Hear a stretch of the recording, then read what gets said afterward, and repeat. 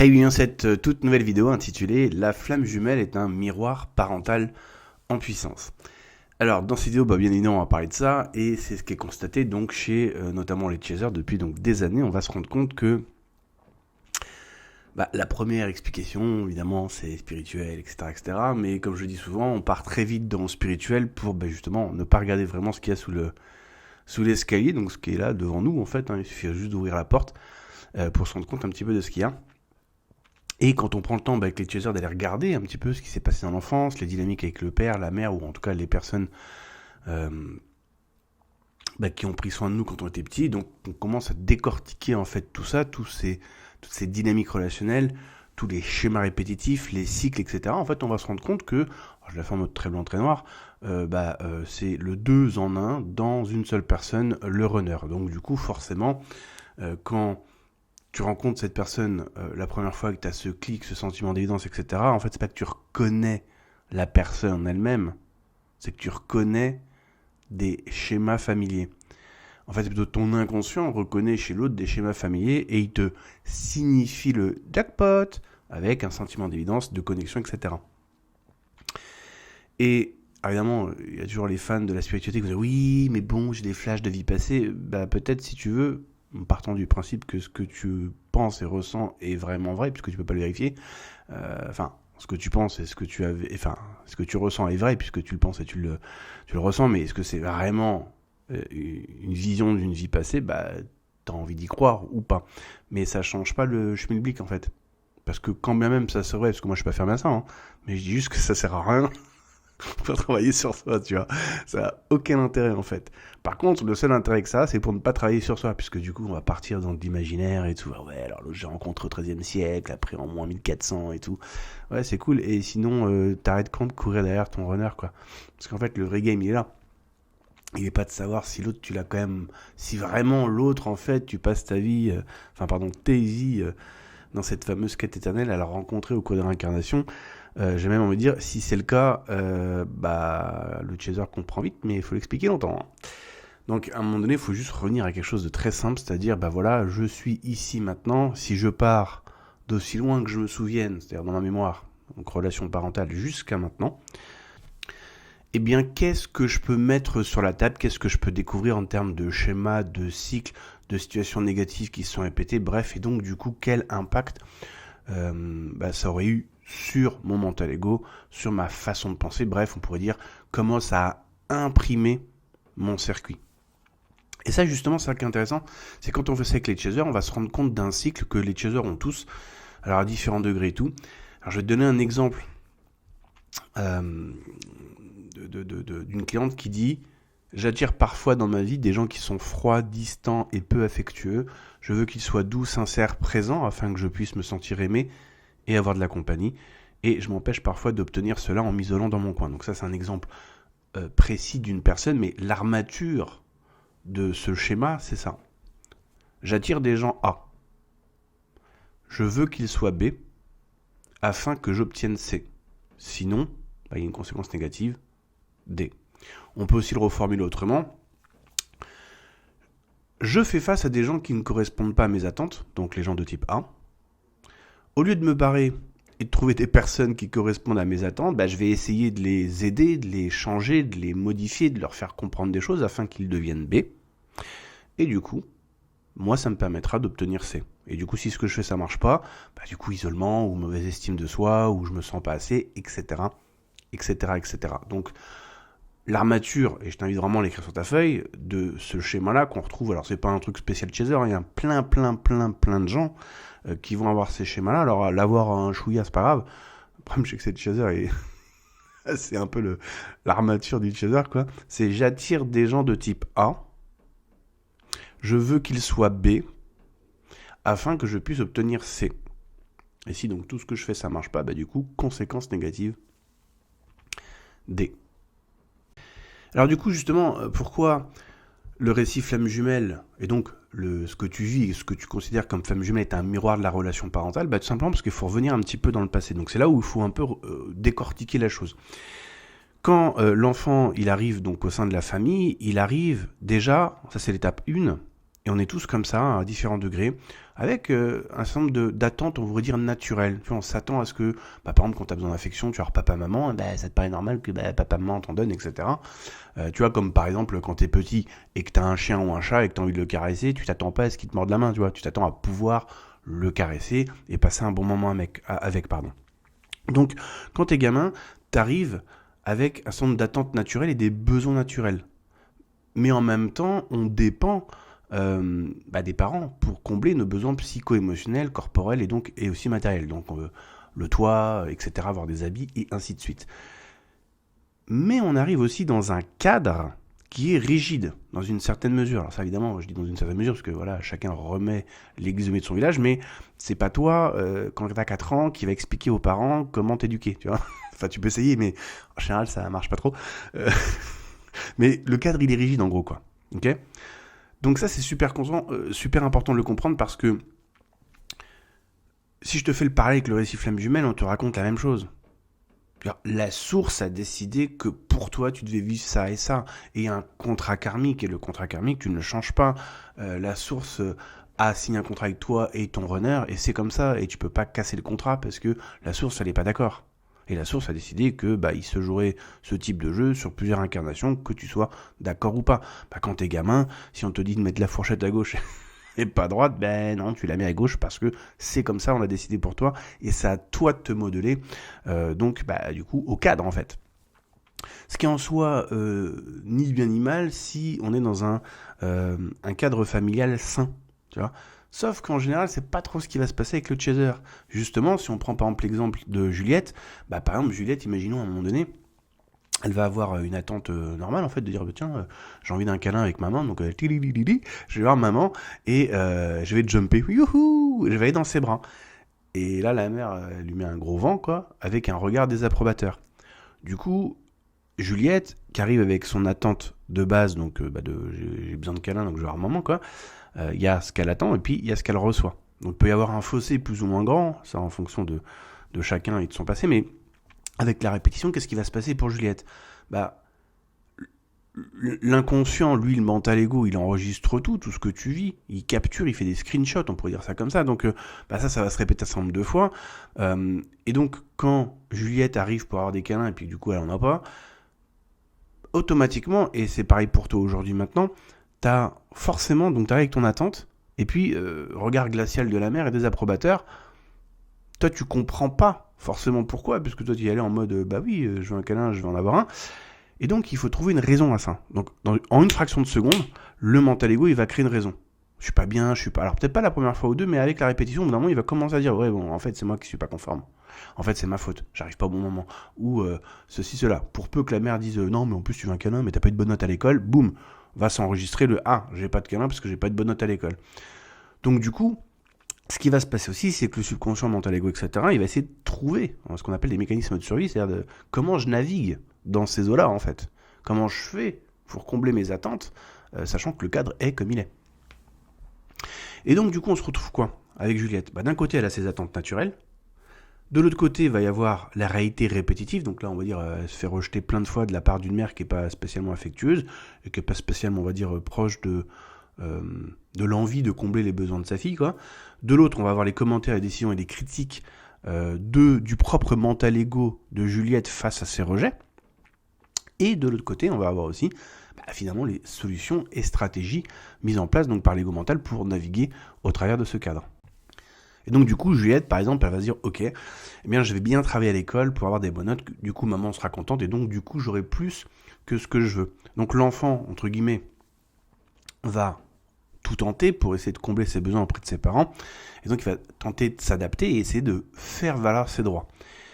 Mais il y a un petit paramètre qui vient s'insérer, et qu'on ne voit pas, et qui pourtant va devenir souche dans ce genre de cas, et donc notamment des chasers, c'est que l'attente naturelle d'avoir par exemple de l'affection des parents, si on reste sur celle-là, elle est considérée comme naturelle et allant de soi par l'enfant dès le départ. On vient tous avec ce genre de programmation ou d'attente, etc. Et quand Juliette essaie d'aller dans les bras de sa mère, elle se rend compte que du coup, elle l'a pas. Donc ce qui est naturel, visiblement, ne l'est pas.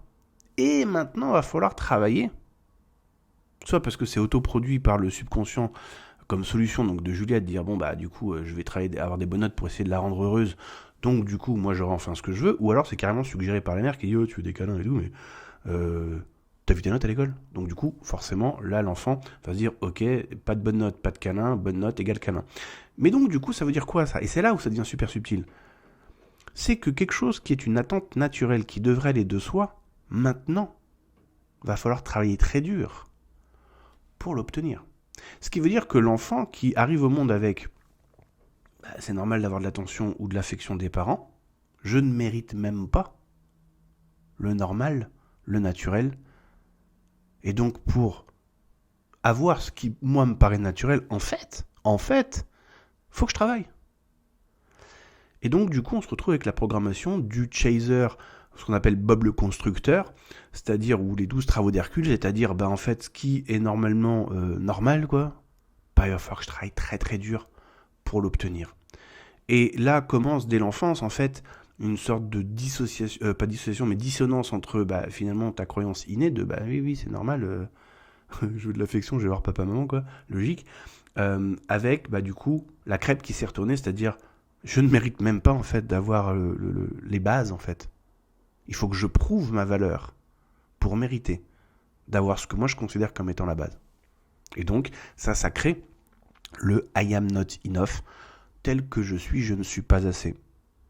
Et donc il va falloir que je fasse X, Y pour prouver que je mérite. Et ainsi naquit notre ami Chaser. Et donc du coup, ça va faire quoi? Ça veut dire que le chaser, qu'est-ce qu'il va faire? Il va dire, j'arrive dans ce monde-là. Je suis face à des gens de type A qui ne comblent pas, pour X raison, mes attentes. Mais du coup, au lieu... Alors évidemment, quand t'es gamin, tu peux pas trop faire ça. Au lieu de dire, allez, salut les gars, je me casse, je vais aller chercher ailleurs ce que je veux, par exemple, un peu compliqué, justement, t'es bloqué dans le carcan, puisque t'es dépendant des parents. Du coup, tu vas essayer de faire en sorte qu'ils deviennent B. Par plein de moyens, ça peut être avoir des bonnes notes à l'école, ça peut être en tapant du poing sur la table, en faisant l'enfant rebelle, il y a plein de manières d'essayer de faire changer la vision de tes parents ou leurs décisions pour que tu puisses obtenir C.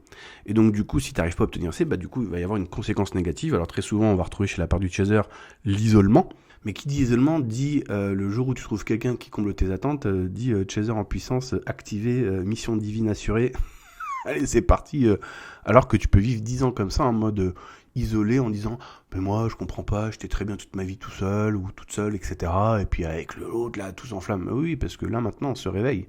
Un truc qui était bien endormi en toi. C'est-à-dire que quand t'es tout seul, oui, tu peux très bien faire ta vie tout seul, mais quand t'es face au, entre guillemets, bon profil, ça va pas être la même histoire. Donc là, je viens de t'expliquer rapidement comment va se développer le process de une chose qui me paraît naturelle à obtenir, finalement, a priori ne l'est pas, et je vais devoir déployer un certain nombre d'efforts pendant un certain temps dans l'espoir d'obtenir ce qui devrait être naturel et automatique. Donc ça va créer un chaser qui va travailler très dur pour espérer avoir ce qu'il veut, donc forcément que la répétition ça va s'ancrer en soi, et dans le parcours familial on te raconte la même chose, puisqu'on te dit la source elle a décidé de séparer une amant d'eux, puis il y a un contrat karmique, donc vous êtes liés, c'est pas le choix, c'est comme ça, c'est le cadre, rigide, inamovible, ça bougera pas. Tu sois vénère ou pas, tout le monde s'en fout. Tu sois d'accord ou pas, tout le monde s'en fout. Le cadre, il est posé, comme avec les parents. Et puis, du coup, Chaser, il va falloir que tu bosses sur toi, quoi. Enfin, pendant longtemps, quoi, parce que ça fait déjà plusieurs vies que t'es sur l'affaire, quoi. L'autre, il peut rien faire, il est bloqué, t'as pas le choix, ça te convient pas, mais c'est comme ça, c'est voulu par la source. Donc, il y en a un qui sert à rien dans le binôme, il peut rien faire. Et par contre, toi, tout est remis sur toi. C'est pas génial, ça? Comme ça, on t'entend un discours qui te redit ce que tu connais déjà. On te redonne un discours qui vient titiller le programme de « Pour avoir une simple relation de couple normale et naturelle, je vais devoir déployer un maximum d'efforts pour espérer l'avoir un jour. » Et donc, dans le récit Flamme Jumelle, oui, ça fait plusieurs vies que tu travailles sur toi, machin, là, il va falloir que tu continues. Et en plus, t'es même pas sûr de l'avoir dans cette vie-là, parce que ça peut être dans cette vie comme dans la prochaine. Donc, il y a l'incertitude du résultat. Exactement comme avec Juliette, où justement, ça qui est intéressant, c'est que Juliette, avec sa stratégie des bonnes notes, par exemple, des fois, ça va marcher, elle va avoir une bonne note, donc la mère va être contente, donc du coup, elle va être câline. Donc, Juliette aura enfin, donc, elle est face à une personne de type A, elle va faire en sorte de faire changer la personne en B, c'est-à-dire de la faire devenir câline grâce à ses bonnes notes. Et donc elle a enfin ce qu'elle veut, Juliette, donc point C. Puis des fois ça marche pas. Puis des fois elle a des bonnes notes et puis la mère va lui dire bah quoi, tu veux une récompense en plus? Tu imagines le truc quoi. Donc ce qui veut dire que le résultat en plus est incertain. Des fois la stratégie de Juliette va fonctionner, des fois pas. Ce qu'on appelle, on va dire, de la récompense intermittente. Je t'inviterai à aller regarder sur le blog ce que c'est que le renforcement intermittent. Et ça aussi, on va le vivre dans le parcours flamme jumelle, parce qu'un coup il est là, un coup il est pas là, un coup il veut pas, un coup il voulait, mais il se ferme, on sait pas pourquoi. Hein, donc des fois t'as ce que tu veux, des fois t'as pas ce que tu veux. Et t'as beau faire A, B, C, 2, enfin toutes les stratégies, toutes tes cartes dans le jeu de cartes, au final, ça fonctionnait pas. Eh oui, et comme avec tes parents. Et donc du coup, c'est intéressant parce que quand tu commences à regarder le récit flamme jumelle, en fait quand tu commences à décorter d'abord tout ce qui se passe avec tes parents, tout ce qui se passe avec le runner, tu vas te rendre compte qu'il y a énormément de points communs. Et le récit flamme jumelle qui vient donc à la fin de toute ton histoire, puisque c'est à la fin, quand ça commence à partir en sucette, que tu vas dans Google et que tu tombes sur le récit flamme jumelle, bah, tu vas te rendre compte qu'on te raconte la même chose que ce que tu as vécu avec le runner, et la même chose avec les parents. La différence, c'est qu'on te le normalise et qu'on te le spiritualise. Mais faut que tu travailles sur toi, le runner reviendra, c'est rejouer le travail à fond, fais en sorte d'avoir des bonnes notes, décide de ça pour espérer que tes parents reviennent à toi, te reconnaissent, alors qu'ils devraient déjà te reconnaître de base, dans le sens psycho-émotionnellement parlant, affectivement parlant, bref, en fonction des besoins de base, puisque tu es leur enfant. Sauf qu'il y a des familles pour lesquelles ça va être automatique et d'autres pour lesquelles ça l'est pas. Et donc du coup, ce qui est intéressant, c'est la chose suivante. Donc si on reprend le schéma de base qui dit j'attire des personnes de type A, je veux qu'elles changent en B afin que je puisse obtenir C. Et puis si ça marche pas, du coup, D, conséquences négatives, etc. On va se rendre compte que tout ça, ça forme, on pourrait dire, c'est le moteur du chaser, on va dire ça comme ça. Et encore une fois, je le répète, le chaser, alors à la limite, bon ok, dans l'enfance, t'es coincé, parce que voilà, système de dépense par rapport aux parents et tout, mais depuis, le chaser aurait pu dire ça. Tiens, je suis face à des gens de type A. Ah c'est pas ce que je veux. Salut, je me casse. Ça me correspond pas. Ça, c'est ce qui se passe quand le chaser est en complétude. Hein. Mais pour autant, c'est pas ce qu'il fait quand il rencontre des profils style runner. Là, il fait non, c'est des gens de type A. Attends, je vais le faire changer en B, quoi. Comme ça, moi, j'obtiendrai C. Et puis, sinon, il se passera D. Et comme j'ai peur de D, du coup, je vais bien bosser pour faire en sorte que l'autre reconnaisse qu'il ne reconnaît pas, etc., etc. Bref, pour que j'ai ce que je veux. Et donc, du coup, quels sont les fuels motivationnels de ce moteur? Qu'est-ce qui fait tourner ce moteur? Alors je vais pas tout donner, mais je vais donner un certain nombre de choses qui me paraissent hyper importantes, parce que il y a les raisons qu'on retrouve chez tous les chasers, puis après chacun va plus ou moins avoir aussi des raisons inhérentes à chacun de leur parcours et leur passé, mais on retrouve encore une fois une armature de base, un squelette. Le premier, c'est le besoin de changer, de modifier, d'agir sur l'environnement. Ça, je te le garantis, c'est un bon programme qui est bien ancré et à faire sauter en libération émotionnelle. Celui-là, c'est du lourd, hein, je te le dis. Parce que l'armature, c'est là qu'elle est hyper importante. J'arrive dans un environnement où j'attire, où je m'arrête devant des gens de type A. Et ça, il faut vraiment bien le comprendre. Dans la vie, tu seras toujours face à des situations qui sont ce qu'elles sont. Alors pour faire hyper binaire, il y a celles qui correspondent à ce que tu veux, tes attentes et tout, puis celles qui ne correspondent pas à ce que tu veux, tes attentes. Dans les deux cas, c'est toi qui choisis de comment tu veux répondre et pas réagir. Comment tu veux répondre à la situation. Ça, moi je t'invite vraiment à le marquer sur une feuille. Alors je sais, ça va enclencher le problème de responsabilité personnelle dont le chaser et runner manque cruellement. Mais marque-le parce que c'est comme ça. Quand tu fais ça, quand tu utilises ce principe-là, que tu le nies ou pas, c'est ce qui fait, c'est ce qui se passe. Dans le sens, à la fin de la journée, c'est toi qui as fait des choix toute la journée. Quand même, c'est ton mental ego qui a fait des choix par rapport à ce que tu vis devant toi, tu as accepté que ces choix soient faits. Pour toi, par ton ego mental. À la fin, c'est toi qui as toujours la main, en fait. Et donc, du coup, quand tu utilises ce principe-là, tu peux pas dire « Oui, mais c'est la source qui a voulu que, c'est contrat karmique ». Non, tu fais le choix de vouloir croire que la source a décidé pour toi. Du coup, ça te fait faire ce schéma de pensée que tu as décidé, te permet de faire ou te fait faire le choix que tu vas faire là, ou que tu as fait ce matin. Mais au final, c'est toi qui as fait ce choix-là. En fait, tu as fait deux choix. Le choix de croire que la source a décidé que t'as ce qui fait que ça vient en fait mettre de la crème sur ta petite blessure. Comme ça, tu dis, ouais, c'est pas moi qui fais, quoi, c'est pas moi, je comprends pas. Non, c'est pas moi, c'est la source. Non, non, c'est juste toi. Les influences extérieures, t'en auras toujours. À la fin de la fin, c'est toi qui fais un choix. Donc, le besoin de changer, de modifier, de sauver et d'agir sur l'environnement, d'où le fameux chaser-sauveur, montre déjà une première chose. Si tu es face à une personne de type A et que tu essayes de la changer, de la modifier, de la sauver ou d'agir sur elle, ça te montre juste que tu es déjà face à ce que tu n'aimes pas, ou ce qui ne te correspond pas, ou ce qui n'est pas bon pour toi. Sinon, tu n'essaierais pas de le changer. C'est aussi bête que ça. Si tu vas chercher des pommes Pink Lady au supermarché et que tu veux des pommes fraîches Pink Lady, qu'il y en a, tu zappes l'étape de les changer, tu croques dedans direct. Parce que tu as la dalle. Donc ça correspond à ce que tu veux, tu passes à la suite. Tu passes pas à l'étape, je vais essayer de changer, modifier, modeler, etc., etc. Donc en gros, ça veut dire je suis face à ce qui n'est pas ce que je veux. Du coup, je vais pouvoir tenter de modifier, aider, changer, améliorer cette personne afin que moi je puisse avoir ce que je veux. En fait, en faisant ça, ce que fait le chaser, c'est qu'il projette sur l'autre ce qu'il aimerait qu'on fasse avec lui, ou ce qu'il aurait aimé qu'on fasse avec lui. En fait, il va aider l'autre personne, parce que le chaser devrait soit s'aider lui-même, soit aimerait qu'il y ait une personne qui vienne l'aider. Ou, dans le passé, aurait aimé être aidé, aurait aimé être épaulé, et donc du coup, ça n'a pas été, en tout cas pas dans la mesure où il l'a voulu. Et donc il y a un système de projection où on va faire à l'autre, d'un côté ce qui est positif, si l'autre a demandé de l'aide, bien évidemment. D'un côté c'est positif, c'est pour ça que le chaser il voit pas qu'en fait ça c'est un énorme red flag. Parce que oui, d'un côté c'est positif, c'est cool d'aider les gens. Mais en fait c'est un red flag. Parce que le chaser, quand il est dans ce genre de cas, c'est pas vraiment un choix délibéré. C'est un choix qu'il fait, on est d'accord, mais c'est pas vraiment délibéré. Il en a besoin en fait. Et c'est là que ça devient un red flag.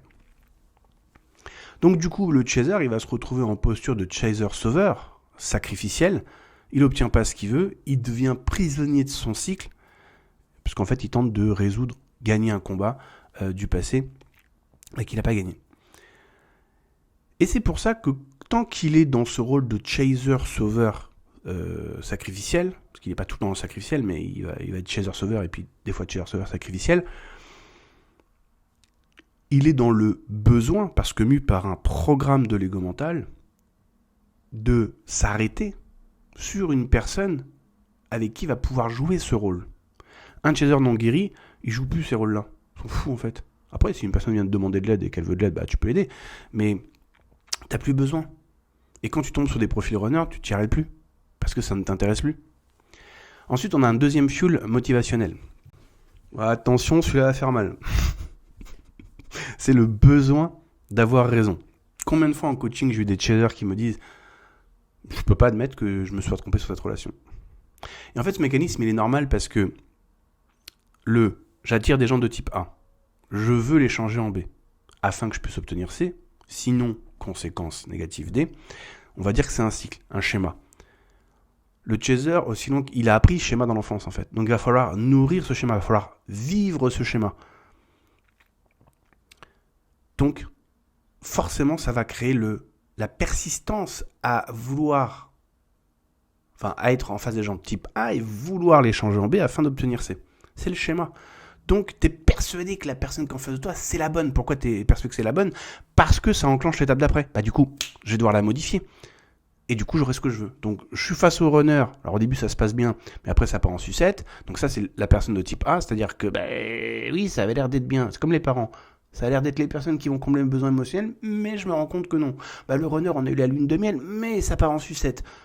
Non, je ne suis pas d'accord. Donc du coup, je vais te changer, te modifier, t'aider, te bidouiller, t'améliorer, t'optimiser, te tweaker, tout ce que tu veux. Et du coup, on aura alors la réunion. Mais ça, c'est tout le schéma. Donc, il faut être certain et persuadé que l'autre, c'est la bonne personne pour pouvoir vivre le schéma. Et en fait, voici ce qui se passe. Quand le chaser est face à des personnes de type A, par exemple, Juliette arrive dans le monde, elle est face à ses parents. Elle n'a pas choisi ses parents. Elle arrive dans un environnement avec un cadre qui est ce qu'il est, avec des personnes qui agiront, penseront de telle ou telle manière, qui ne comblent pas ses besoins. Mais elle n'a pas demandé à ce que ces gens-là soient comme ça, et elle n'a pas demandé à ce que ces gens-là ne comblent pas ses besoins. ou que partiellement. Du coup, le chaser, donc Juliette, est en posture de victime, malgré elle. Et donc, quand le chaser rencontre le runner, il est en posture de victime. Parce que ça s'est bien passé, puis après c'est parti en sucette. Je comprends pas qu'est-ce qui se passe. Et donc, du coup, le chaser, finalement, est dans une posture de victime, mais il va se placer en sauveur. Et pendant qu'il se place en sauveur, il masque sa posture de victime, dont en plus il a horreur. Et ça lui permet de bien s'aveugler. Hein. Pour l'âme éveillée, il est quand même, il a les yeux bien bandés, le chaser. Et donc, du coup, on a envie d'avoir raison. Alors, en plus, on a envie d'avoir raison parce que ça permet de valider le cycle, mais surtout aussi, en plus, parce que plus une pensée ou une émotion est forte, plus tu vas avoir tendance à croire que le message qui t'est délivré avec est vrai. Ça, c'est un truc, tant que tu l'as pas maîtrisé, t'es complètement l'esclave de tes pensées, tes émotions. Si une peur, tu l'as à 0,5 sur 10, tu t'en fous. Tu as juste un petit message, mais tu vas quand même agir. Si la même peur, dans la même situation, est à 10 sur 10, tu fais rien du tout. Tu bouges pas. Exemple, tout con, j'aime bien prendre cet exemple-là parce qu'il est hyper simple. T'es à un café, que tu sois un homme ou une femme, peu importe, et tu vois un beau mec ou une belle nana. T'es célibataire, t'aimerais bien aller l'aborder, la peur est à 0,5, t'as même pas fait attention à la peur, tu t'es levé, tu vas voir la personne. Tu vois. La même peur, elle a 10 sur 10, mais tu fais rien du tout.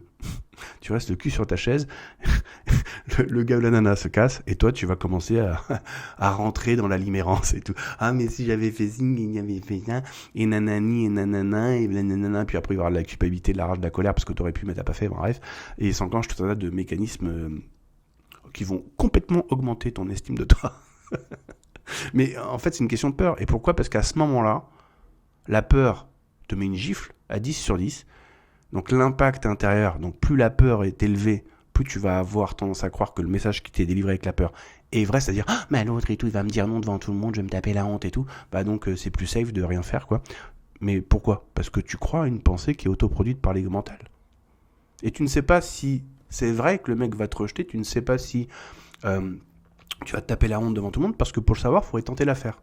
Donc en fait, au moment où tu as la peur et au moment où tu y crois, tu vis dans un monde virtuel. C'est un peu comme le film Inception, quoi. Tu vis dans le rêve, sous le rêve, dans le rêve, mais tout ça, c'est pas la réalité, quoi. Alors d'un côté, une réalité d'un ressenti, puisque tu ressens et détectes la peur, oui, mais le message qui t'est amené derrière, tant que tu testes pas dans la réalité 3D, tu vis dans un monde de rêve. Suite à ça, il y a un troisième fuel motivationnel que j'appelle le besoin de quête éternelle, de mission, d'histoire sans fin. Et on pourrait dire ça vient, c'est un peu le paquet cadeau de l'ensemble, c'est-à-dire que être face à une personne de type A qui ne correspond pas, qui déclenche l'envie de changer, modifier cette personne, etc. Et donc du coup d'avoir raison, parce qu'on a forcément raison, parce que ça vient justifier ce qu'on fait, ça nous amène à un résultat qui est aussi un fuel motivationnel, c'est qu'on a besoin, c'est à la fois un résultat, on se retrouve dans une quête éternelle, un truc qui s'arrête jamais, mais en même temps, on a besoin d'être dans une histoire qui s'arrête jamais pour continuer de faire ce qu'on fait. C'est un peu sournois d'ailleurs.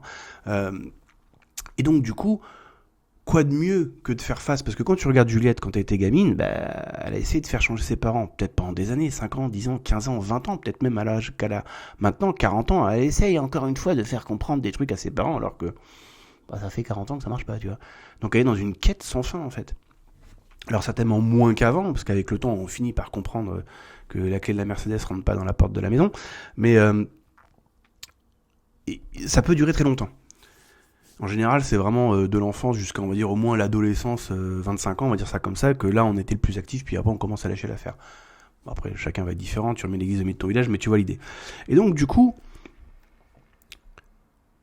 le truc, c'est que être dans ce processus de quête, c'est-à-dire j'en suis là où j'en suis, je cherche à faire modifier l'autre, etc., pour avoir ce que je veux. Avoir ce que je veux n'arrivera jamais, mais on a besoin d'y croire que ça arrivera pour justifier finalement ce qui nous fait sentir vivant, ce qui nous donne une mission, une quête, une direction. Mais c'est ton trauma qui te donne cette direction. Et ça, c'est hyper important de le comprendre parce que quand tu rencontres une personne de type A, donc qui enclenche en toi tout ce cycle, qui fait que tu vas vouloir changer, etc., pour obtenir C, sinon D, etc., t'es porté. Tout ce qui se déclenche en toi, toute la puissance de la pensée, de l'émotion, du truc et tout, qui te donne cette direction, c'est-à-dire ce but, cet objectif, tu l'as pas choisi délibérément. Tu t'es pas levé un matin en disant tiens, aujourd'hui j'ai rencontré une personne de type A et donc du coup je vais déclencher ceci ou cela. Ça se fait tout seul. Et il y a un côté qui est enivrant parce que se déclenche en toi tout un tas une puissance, on va dire ça comme ça, psycho-émotionnelle, énergétique. Tu te sens vivant, tu as un but, un cap, mais on te l'a imposé, ce but, ce cap. Et quand je dis on, je parle de ton pote Pipo-Lego, l'inconscient, qui lui dit « Oh là, on a reconnu une personne qui correspond au truc dans l'enfance qu'on n'a jamais vraiment réussi à gagner. Eh ben vas-y, t'es con, on va y retourner. »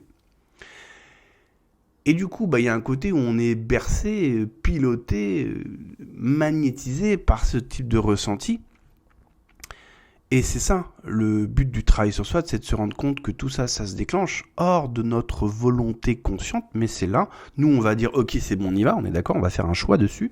Mais dès qu'il va falloir choisir, faire un choix délibéré, là, tu perds 95% des chasers. Hein. Parce que, en fait, comme je le dis sur mon blog, au bout d'un moment, tu vas en avoir marre de ce parcours. Hein. Oui, c'est relou, quoi. Et donc, du coup, qu'est-ce que tu crois qu'il va se passer ? Qu'est-ce que je disais tout à l'heure ? Je disais, mais t'es face à une personne de type 1. Du coup, qu'est-ce que tu vas faire ? Tu vas dire, ça me correspond pas. Mais je vais essayer de changer la personne pour faire en sorte qu'elle me corresponde. Du coup, comme ça, j'aurai C. Alors qu'en fait, tu peux très bien dire, tiens, je suis face à une personne qui me correspond pas. Je me casse. Et puis, je vais aller chercher des gens qui me correspondent. Ça, le chaser, il le fait pas du tout dans le parcours flamme jumelle, puisqu'il est trop aveuglé par la quête de mission divine. L'autre, c'est la bonne personne. De toute façon, je sais que j'ai raison. La clé rentre pas dans la serrure, mais j'ai raison quand même. Là, il est piloté par les traumas. Donc, il va falloir faire un choix conscient qui dit, mais attends, les faits, rien que les faits, uniquement que les faits, en fait, la relation, elle fonctionne pas, en fait, c'est tout.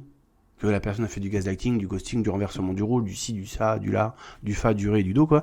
Et, non, je décide de partir dans une autre direction.